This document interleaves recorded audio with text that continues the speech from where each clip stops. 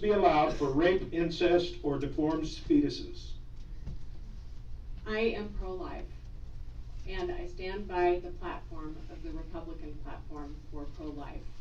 Again, I'm also an advocate for adoption, and that's what I'd like to focus on, is adoption.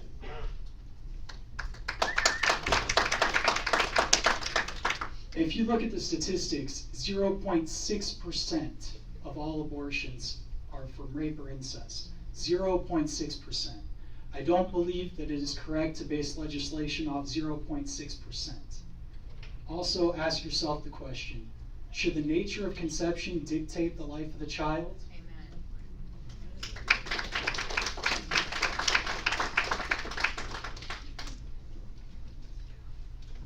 So it's a very tough choice, right? For those of us that are against government not invading and being in people's space, it's a very tough choice. But here's what I believe. I believe that life begins at conception, and I think the government should not be involved. The government should not be involved in funding. The government should not be involved, period.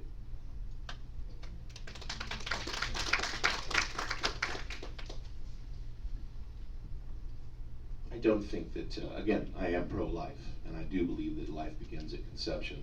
Rape or incest, somebody's going to love that child one way or another, as, I'm not going to mention a name, but as one of my opponents said, adoption is a viable option. And there are many more options as well for prevention in the first place. Abstinence, it still works. Thanks.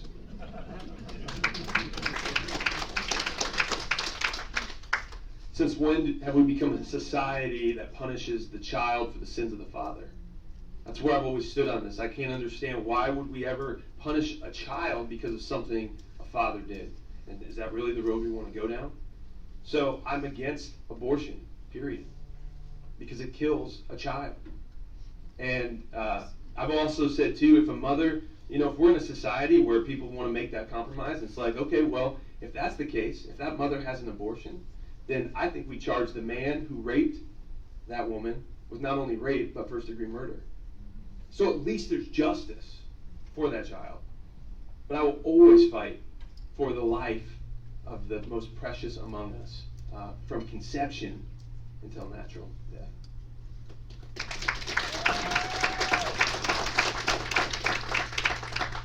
The comment was made earlier how this really, frankly, I never felt this belonged in the courtrooms or in legislature. I did pediatric hospice for 7 years, and when you're at the bedside with the child who's passing and the parents are talking with you, and is that her last breath? Is that her last breath? You know what? There are no legislators, attorneys, or other people in that room, and it is sacred. We have lost our sense of the sanctity of human life. I don't understand how that ever happened in this country. God knows I've seen it in several other countries.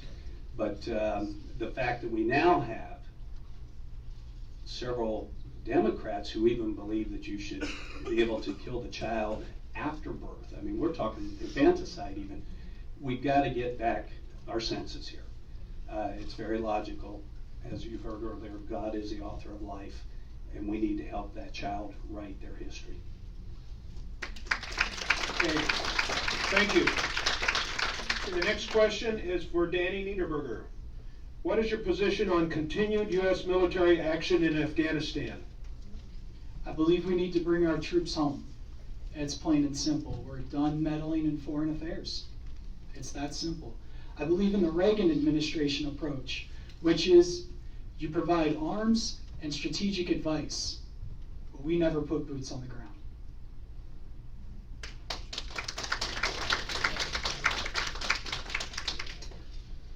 Well, Colin Powell said he had what he called the China theory, the pottery theory, I think he called it. You broke it, you own it. And so, for anyone who's been or placed themselves in harm's way, or been around people who have placed themselves in harm's way, you gotta complete the task. You gotta do the job. And the reality is, in Iraq and Afghanistan, before you introduce troops, you gotta have a clear mission and you gotta have a clear exit strategy. And the fact that you didn't through multiple administrations doesn't fix the problem. And so I think, and it's much more complicated than that, there's ways to get about this. And so we need to remain committed to the Middle East.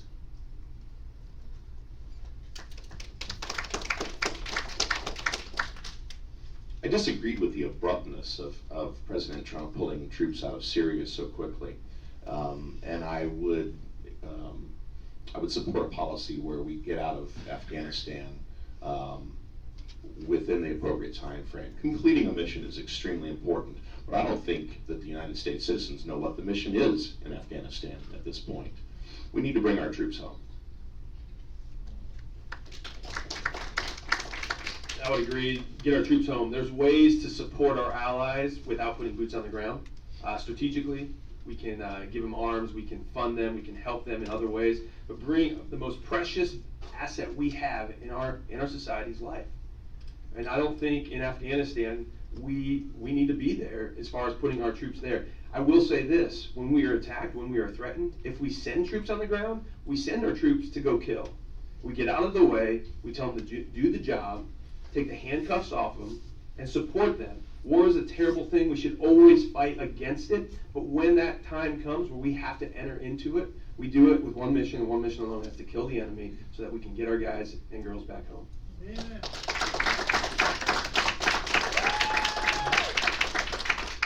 Yeah, it's stunning to me when you read about the rules of engagement. At which point can you actually put someone in the crosshairs and shoot? I just can't imagine being a soldier in those areas and trying to perform under those circumstances. Obviously, we need to do a drawdown, but I've never understood that you announce the drawdown before you do it. That just doesn't make sense to me. Clearly, we are the country in this world that all other countries look to for guidance. And although we are in many of them in a military capacity, I think when we can withdraw our troops, we do it, but we don't announce it.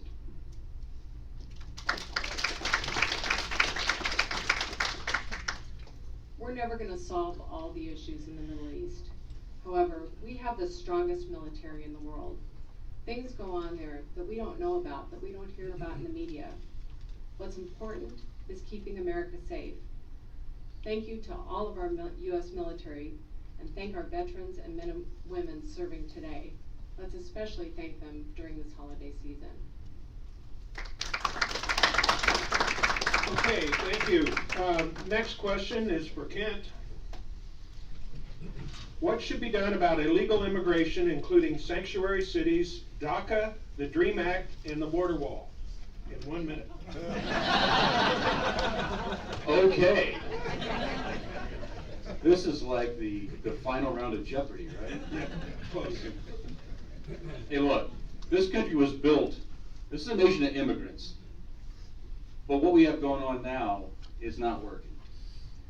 We need to secure the border, we need to enforce the laws that are in place, and we need to sit down and have a serious conversation about comprehensive immigration reform. And I would put it in the simplest of terms. If you leave here today and you go to the movie theater tonight and you're standing in line and someone walks in and you've bought your ticket and you're standing there waiting your time in line and someone walks in front of you, you're not going to think that's very fair. And it's not fair to the people who do it right. So I am for immigration, built this country, but we got to do it right.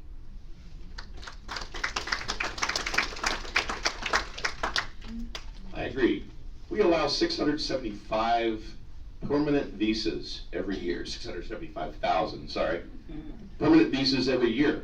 We're allowing lots of immigration into this country. It's the illegal immigration across the border. It's the sanctuary cities that are the problem. Sanctuary cities, I can't understand it. After 2001, I thought that law enforcement was going to be working together to solve problems. But yet now we have law enforcement against law enforcement not giving up these citizens, these illegal people that have come into our country illegally. I think that's wrong. I think sanctuary cities are wrong. DACA, different story entirely. DACA, we need to find a path for citizenship for these people. It's been long enough, they've been here long enough, we keep holding this over their heads every 2 years. We need to find a plan for that.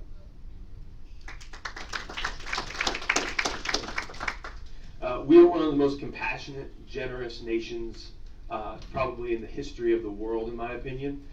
We are a nation that says, come to our nation. We want you here. We are the melting pot of the world. In my opinion, we are a picture of what heaven is going to look like someday. This is not about telling people they're not welcome. It's about doing it the right way. We have to know who's in our nation. We have to be able to protect against people that don't like us coming into our nation. This is not, a 5-year-old should be able to understand this. But I think there's more at play here when you talk about sanctuary cities and you talk about the open border concept that the Democrats are trying to push. They're trying to flood the elections, the places where people can vote. And out in California, you don't have to be a legal citizen to vote in municipalities. You can vote. Matt, think about that. They're influencing elections, people who aren't citizens here. I think there's bigger things at play that are more evil under the. I'm going to stop because that's the first stop we got. Is that the first? I think it is. Okay.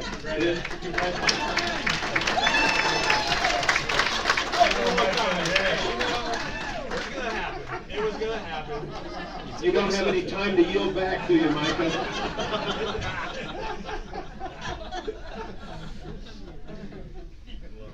Well, we clearly need order at the border. It's out of control. Again, I've worked in about 26, 27 other countries. I host doctors who come here to learn from us. And frankly, they are just amazed at what we have, the resources we have for our patients. It's clear to me that, yes, we are inviting people to bum rush the border. Well, I've worked in refugee camps with the Kosovar refugees in Macedonia and Albania, and I can tell you this, even if you have order, your infrastructure is overrun very quickly. It needs to be totally reformed. I think we have 680,000 DACA people. I just told my friend recently, he's a medical doctor, he's now the acting chief since I left Riley, and I said, well, if we don't get your visa straightened out, we'll just drop you over in Mexico, you wade across the Rio Grande, and we will call that you have a dream.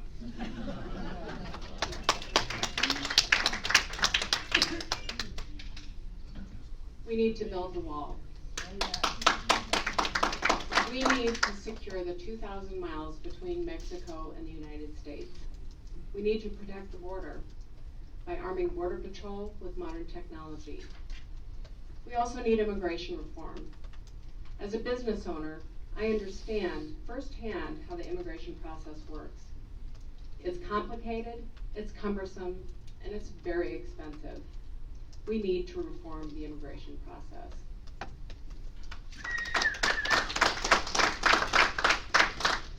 We are a nation of immigrants, not illegal immigrants. There are 3 main criteria to become an immigrant to the United States: pass an English and civics test, acquire a valid tax ID, and pass a criminal background check. Those are the 3 criteria. I think it's pretty easy. As far as sanctuary city goes, I believe the president has every right to withhold funding from sanctuary cities. As far as DACA is concerned, if you are born on U.S. soil, you are a U.S. citizen.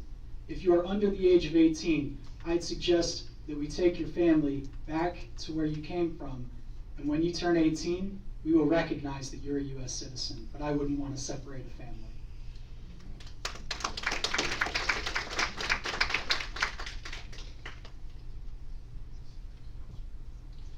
Okay. Next question. This is for Andrew. What is your position on birthright citizenship and chain migration? Birthright citizenship. If you're born here, you are a citizen. I don't see any other path other than naturalization. So I agree with my birthright citizenship. If you're born here, you are a citizen. Chain migration. We have a process. That process may not be the best, and we could look at some reform. But chain migration is, I think it's bad for our country. Thank you. Again, we are a nation that's a compassionate nation. Birthright citizenship and chain migration, I think, came out of a good place where we say we want to help people, we want to help families. The problem is people take advantage of that all the time. If you get here illegally and have a child, well, now you're taking advantage of the system. There has to be reform, there has to be an overhaul. We cannot let the world take advantage of us. We want people here. Again, we are a compassionate nation. Chain migration, the exact same thing. I'm against it because people take advantage of it, and we don't know who. We've seen times where people have come here on chain migration visas and then turned around and attacked us from inside. It has to be reformed. We have to be wise. And we have to realize that people are going to take advantage of the compassion of the United States, and we just have to make sure that our eyes are open to that, and we stop it.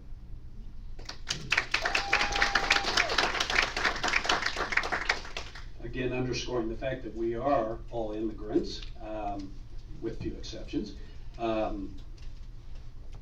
Birthright, it made sense when this country was founded. We were trying to build a population, but now you have people who are risking their own lives trying to get into this country to deliver an anchor baby here and have all of those rights. I'm not sure it makes much sense anymore. Once again, there are ways of doing this. The chain migration part has been remarkable to me as I talk to my friends. Again, in healthcare, we have a lot of immigrants. But it seems to me that once an individual comes here, then opening the door for many family members seems to be a pretty liberal process. So that needs to be reformed.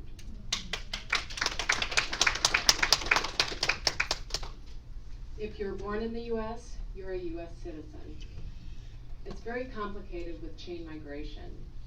It's difficult to think about separating families and children from their families, but there are people that take advantage of this. It definitely needs to be reformed, and we're going to have to take a close look at this, and it's part of the immigration reform that we need to work on.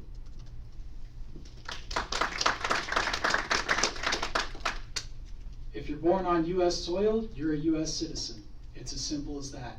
As far as chain migration, as long as you pass those 3 requirements, pass the civics, English and civics test, acquire a valid tax ID, and pass a criminal background check, there's no reason we should not accept you.